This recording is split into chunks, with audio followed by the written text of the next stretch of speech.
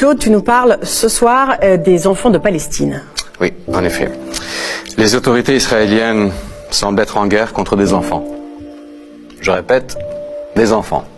Certains ont 12 ans, d'autres 15, 16 ou 17 ans. À bien des égards, à 15, 16 ou 17 ans, on est encore un enfant. Selon l'organisation humanitaire Defense for Children International Palestine, en 2017, 14 enfants palestiniens ont été tués par l'armée israélienne. Près de 300 croupissent en prison et 11 d'entre eux sont à l'isolement.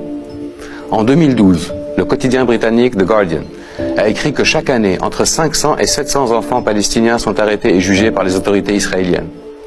Ceux qui finissent en prison sont soumis à des pratiques qu'on ne peut décrire que comme de la torture psychologique.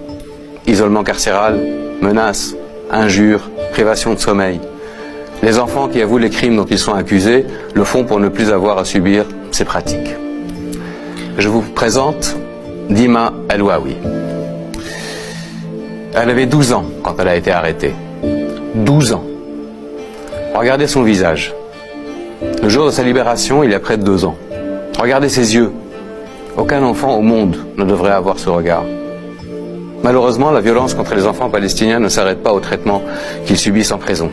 Le 9 février dernier, le quotidien israélien de gauche Haaretz a publié sous la plume du journaliste Gideon Levy, qui est une référence dans la presse israélienne, une histoire hallucinante. Je cite: « Comme à un safari, des soldats israéliens en jeeps traquent un adolescent palestinien et lui tirent une balle dans la tête.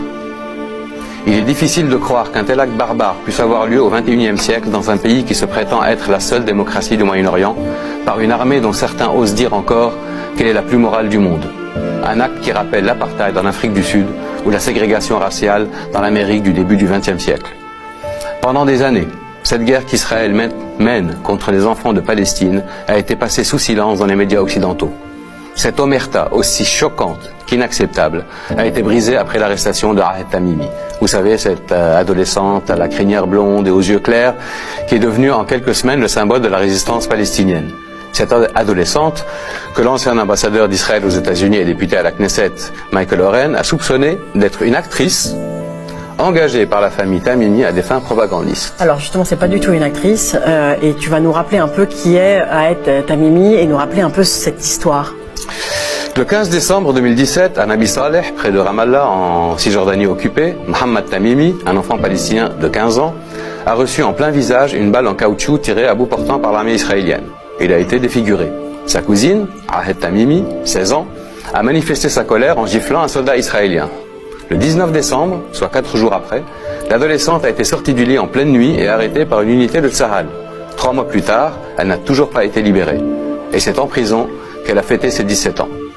Son procès devant un tribunal militaire s'est ouvert le 13 février et se déroulera en huis clos. Elle risque 7 ans de prison.